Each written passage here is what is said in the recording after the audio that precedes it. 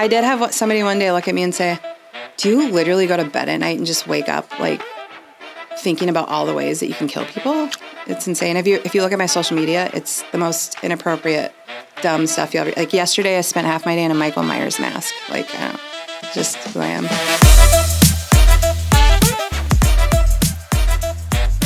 Okay, I guess we'll do this now. Hello, everyone. Hi. Welcome to our very first episode of Bleep the Budget. I am your host, Meghan McDonald, Senior Community Relations Specialist at Forefront Credit Union. That is a mouthful. It is.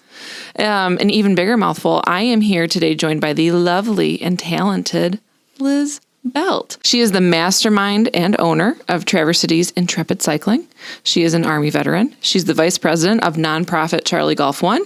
She's an artist, a wife, a mom, and honestly, just an all-around badass. Aw, that is really, really nice. Welcome, Liz. A lot of adjectives. You are an all-around badass, though. Can I do an intro for you? Sure. Meghan is awesome. That's the bottom line. She's got a real face for video. Oh, you're really sweet. Thank you. I love you. I love you too. Liz is also my friend, full disclosure. So yeah, we're friends. Yeah. Mm-hmm. You're a good person to bring onto the podcast for my very first one. I'm flattered. Okay. The fact that I even came into your mind is just really awesome. I'm flattered that you wanted to come on. Obviously. So, thank you. Okay, let's get into it. Liz, you do a lot, as I just mentioned. However, you are on the show today to talk specifically about being a business owner. Yeah. So I'm just going to start with the beginning. How did you, well, first let's back up actually. Tell me about Intrepid Cycling and what exactly it is for people who don't know. It's not a spin class, that's for sure. I mean, a lot of people refer to it as spin class, and technically you are on an indoor bike going nowhere, which sounds awful. But it's not. It's a program. So it runs in 8-week training blocks, and we track all your data. Okay. And everything is very, very structured. So like when you walk in, I try to eliminate all of the intimidation as possible, which it's still intimidating, which is good. Yeah. It's good and bad, but keep the lights down low. Like I said, there's just so many moving parts to it, but everybody's doing the same rides in the same program, but they're being met where they're at, which is what I pride myself on. It's like, it doesn't matter if you've never ridden a bike or you're a pro, meeting you right where you're at. So everybody's doing all of their workouts in their own zones and at their own experience level. So, that's the best way to put it. Otherwise, it's just an awesome community of really cool people. I don't let any assholes in there, as far as I know. Just would never work out. Who wants assholes? I mean... We have to deal with them every now and then, but, you do. Not there. You do. I have a question about that actually later on. Okay. So how long has Intrepid been going? This is my 7th year. September started the 7th year. It's been pretty crazy. Wow. Yeah. How has it been that long? I don't know. I blacked out the one year when we got shut down, so. I think everyone did. Sometimes I have to recount. I'm like, how many years? Yeah, I mean, that was a total testament to how amazing my clientele was. Yeah. Yeah. So 7 years, then that means you was 2018. Is that right? 2019. 2019. So this is the start of 7. Yep. Got it. Okay. So first question then that I have for you, how did you even start this? Did you just wake up one day and you're like, I would like to start a cycling business? I really wish I could take credit for that, but I can't. I've been in the fitness industry for almost 20 years. I lose track of that too. Okay. I don't know. My brain is weird. I remember my husband would tell you that I remember everything because, of course, we're women. Of course we remember everything. Yes. But then, so I went to college for exercise science or health and fitness management. Okay. I did switch majors. So I was at school for as long as a doctor because I wanted to be a teacher. But anyway, was in the fitness industry, got really into cross training, really started getting to know what it really meant to meet people where they're at. You know, any trainer can smash people in the gym, blow you up, make you throw up, all that stuff. But that's just not how it works. If you want people to keep coming back and really take care of them, which kind of falls into leadership also. But there's a woman in town named Lori Brockmiller who's a total badass. She did it for 11 or 12 years, and then one day decided she was burnt out, which made sense. Her life was changing. She decided she didn't want to do it anymore, and I called her up. And I was like, what's the chance that you'd help me continue on what you did? Because she's a legend. Okay. And she was really, really good at what she did. And she was like, I don't want to talk about this. Which she was emotional about it, right? And we had a great conversation. We met, we talked, and 5 months later, Intrepid started. So wow, it was not my idea. I do have my own spin on it, and I have my own approach. No pun intended. Yeah, no pun. But yeah, it was not my idea. And it's an awesome idea and everybody should have one in their town, but just nobody does it. Yeah.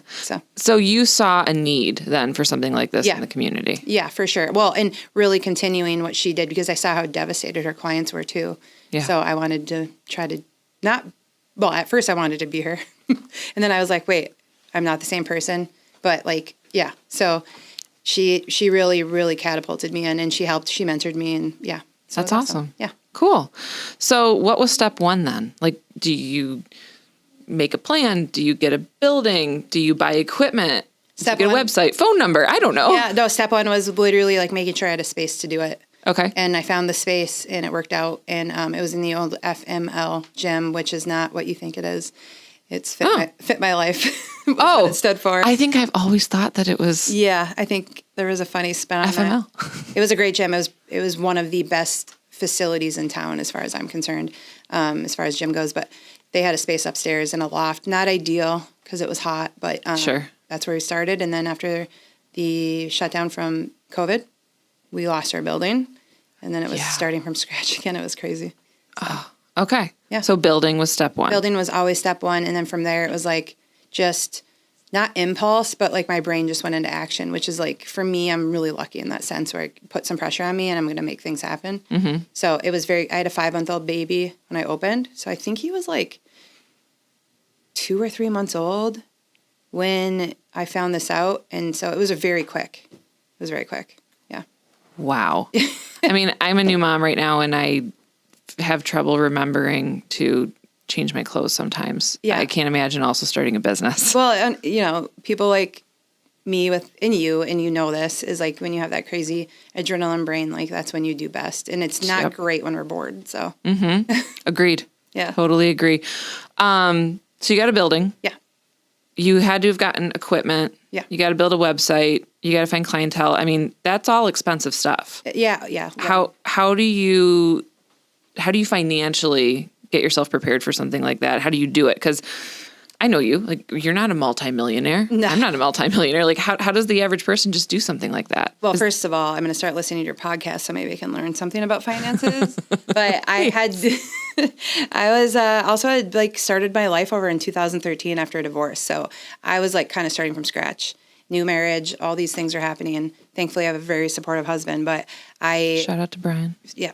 I knew I needed $60,000. Like that was what it was going to take to make me happy and feel content with what I was building. Okay. And so I went to the bank for $30,000 for the bikes.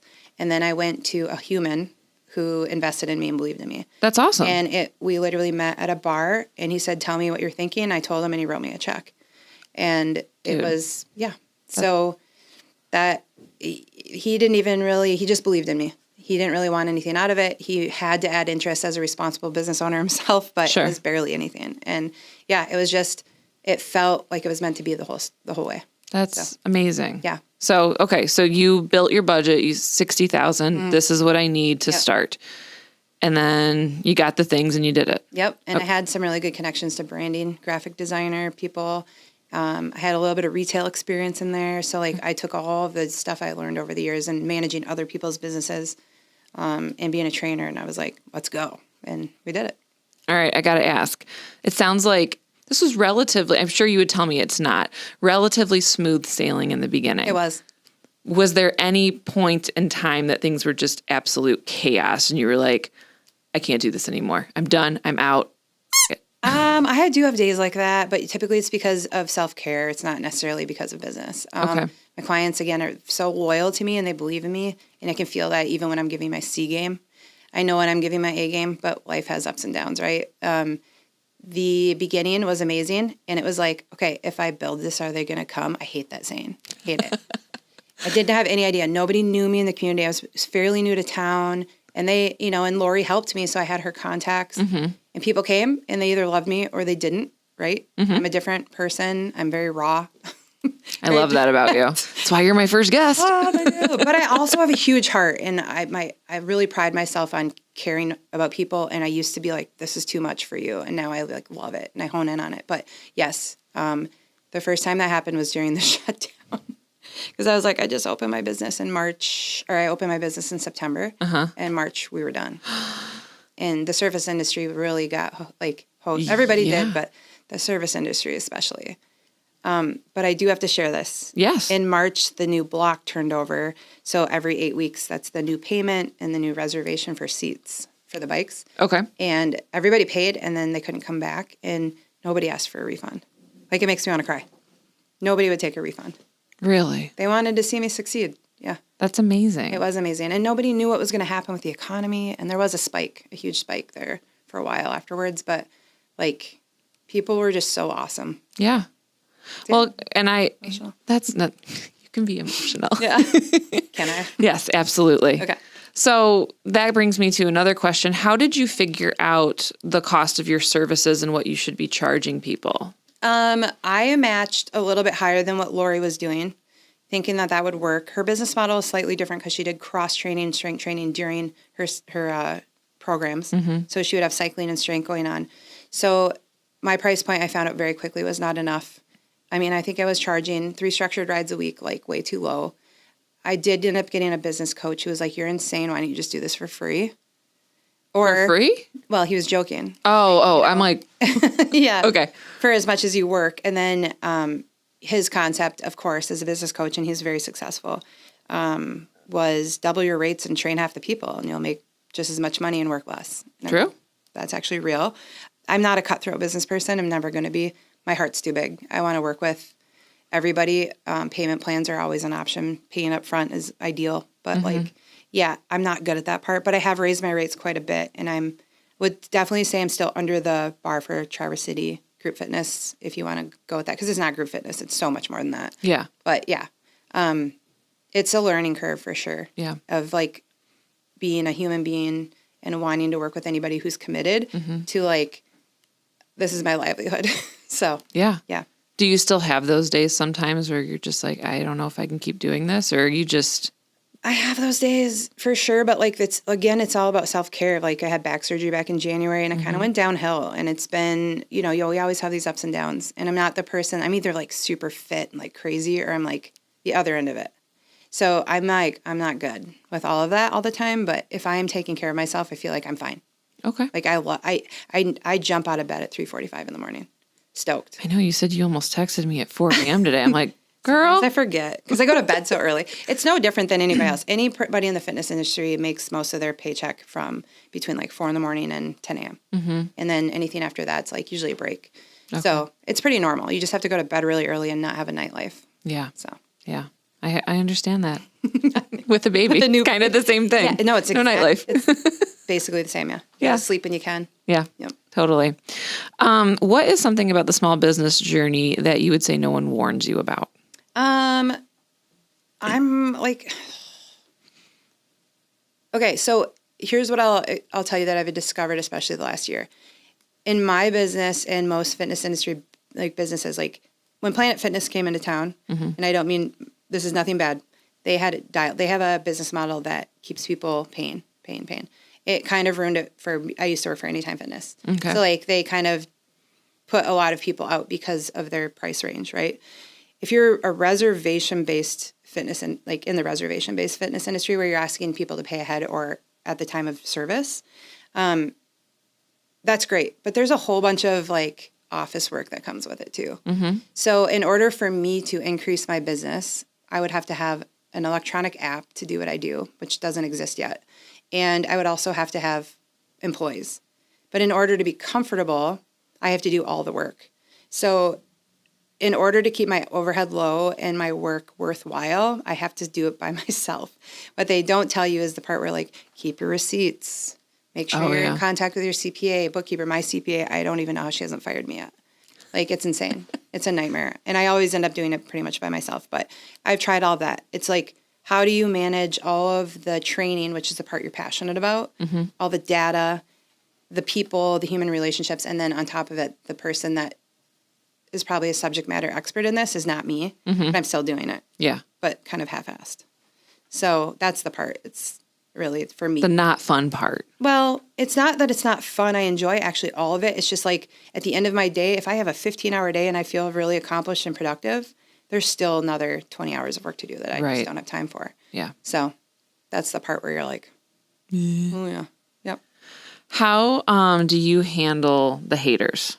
If there are any haters for you, which doesn't sound like there possibly could be. I haven't run into that yet. That's good. I mean, nobody said it to my face, at least. Like, I haven't heard anything.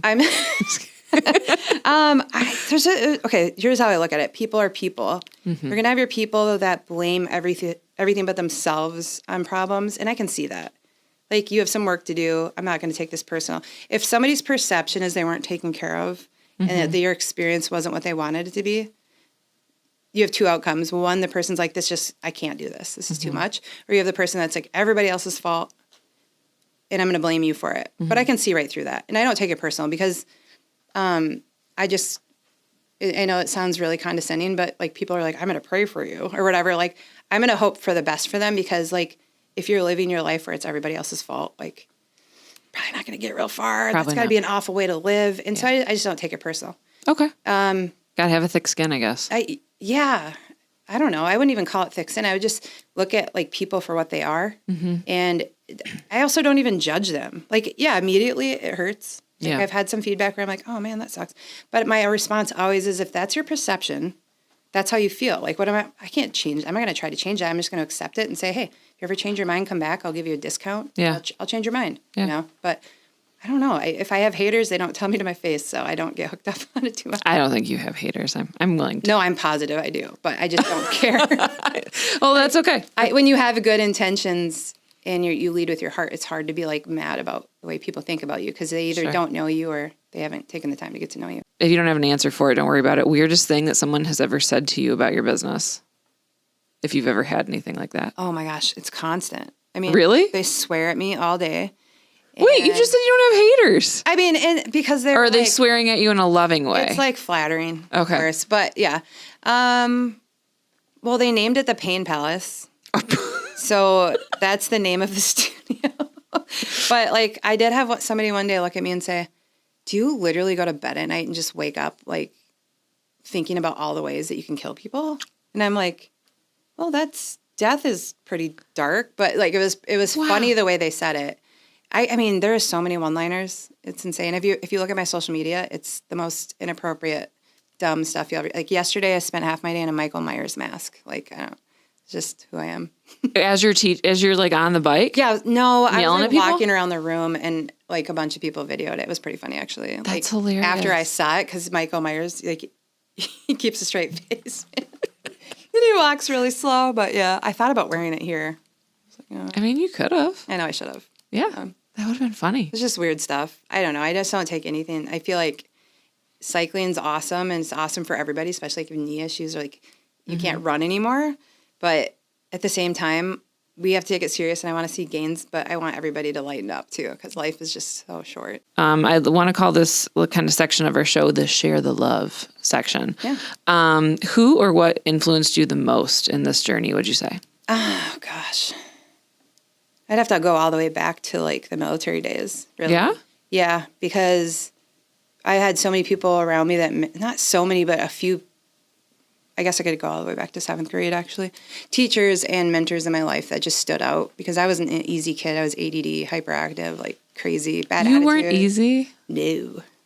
That's in my 6-year-old. It's all my karma, I think. But yeah, I don't think I ever, like, there's just people that stood out to me that believed in me. And I think when people believe in you, it's hard to believe that they believe in you. Mm-hmm. It's like almost like hard to see it happening in the moment. And then you grow up and you're like, oh my God, that person, the reason I'm able to do these things is because this person believed in me and they pushed me, challenged me, made me cry, mentally broke me down. All the things that you actually need to become better, where sometimes we curl up in a ball and we're like, oh, feeling sorry for ourselves and, but, and I definitely had those moments, like, don't get me wrong. But yeah, I'm like a very emotional person, actually. Yeah. When I invest in something passionately, like I get very, very vested and I believe in it. And I get let down a lot because of that. Mm-hmm. And I'm okay with it. I'd rather have my heart broken than not let it be open. Absolutely. So everything I've really ever done in my life has been 100%. And it's either gone well or not.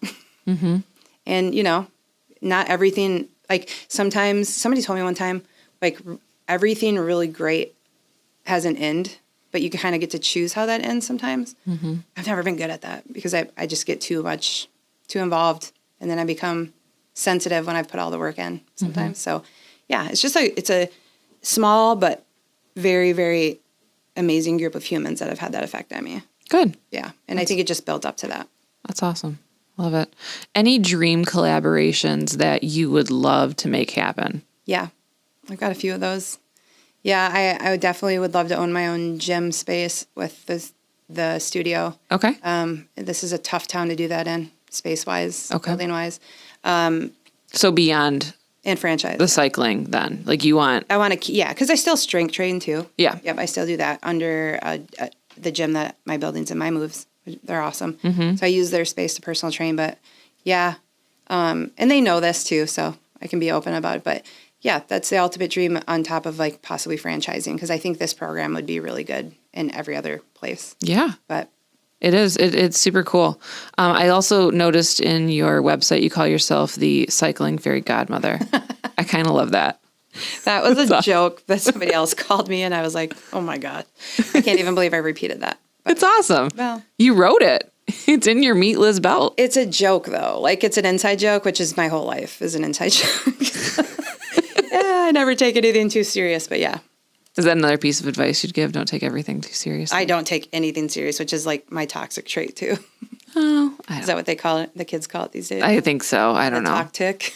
The what? TikTok. Whatever that's called. Anytime someone sends me a TikTok, it's hilarious. My phone's like, what are you doing? You can't watch it anymore if you don't have the app. It's really annoying. You can. You can? Yeah, somehow. Well, I got two friends that claim they can never watch my videos because they don't have TikTok. And they're clicking the wrong button. Wendy and Brittany. Get your crap together. Together. So this is a fun thing I want to do. We're going to call it a money minute, where I'm just going to ask you fun, rapid fire questions. Okay. So just first thing that comes to mind, don't think too hard about it. Okay. You ready? Yeah. Good? All right, let's do it. Biggest mistake or up moment that you made? Oh my gosh, that's a tough one. Sorry. So many. Like that's a fine answer. Yeah, I'm going with so many. Okay. Biggest I made it moment. Intrepid, probably.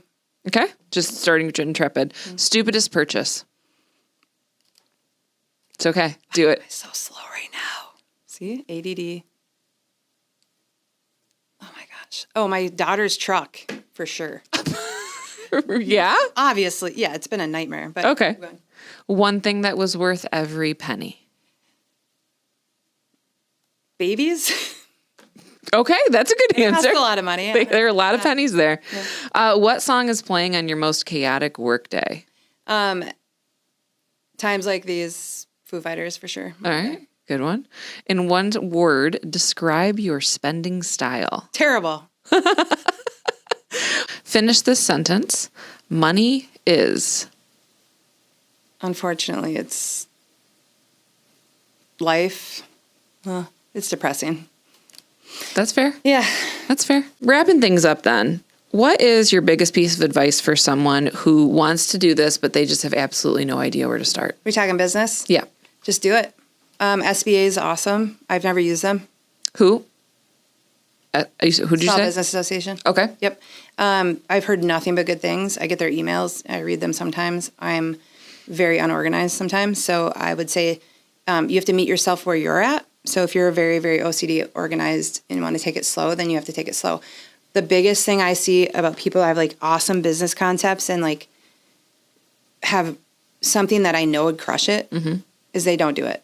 Okay. They sit on it and sit on it and sit on it and they don't do it. And I'm like, man, you should just do it. Because it's not as, it's like when the first time you buy a house. Like, I can't afford a house. I can't afford a house. Then you go to the place and they're like, actually, you can buy a house. Yeah. And here's why. And if you can't buy a house and it's your credit, you can work on your credit, like things like that. But there's like a program for everybody to buy a house. There's a program for everybody to open a business. There's a difference between being an impulse with it and like just doing it and spending a bunch of money and doing it inappropriately. But like, it's Traverse City. It's pretty obvious what we need here. And like, even sometimes I'm like, I should open a cleaning business. I mean, everybody needs someone to clean their stuff, right? Yeah. I have a friend who he acts on every idea he has and he's very successful and he fails on some of them, but like he just crushes it, but he's not afraid. So it doesn't you don't have to be a millionaire to become a millionaire. You just have to have a really good idea and believe in it. And you also have to be a good person. because you're going to need a circle of people around you to believe in you to help finance it, probably. And then you're going to have the people come to you and use your business because ultimately, especially in a town like this, if you're not kind or you don't care about people, they're probably going to the next place. Yeah. That does matter. Yeah. Yep. People do talk. Absolutely. What is your go-to mindset when things get really ugly? And that does happen to me quite a bit. I mean, when you have a chaotic life, like stuff is not going your way. I usually try to take a step back and just be really direct with it, whether it's in my head or with another human being. That doesn't always work either. But I have like a whole list of, I have a list of things I'll go through. I have really good people around me 99% of the time. So most everybody that's in my life serves me in a good way. But I really think sometimes I just have to sit down and take a deep breath, try to sleep. Okay. Sleep is huge. Sleep is good. I have to take a look at my nutrition, and a lot of times that is affecting the way our brains think and how tired we are, energy levels, all that stuff.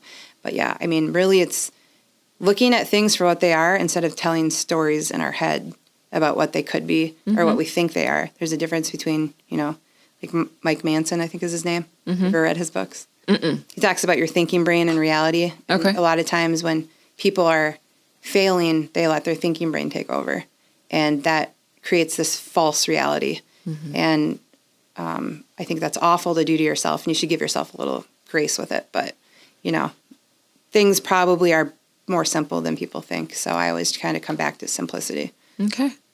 Good advice. If you could go back in time and start this exact journey again, would you do it? Absolutely.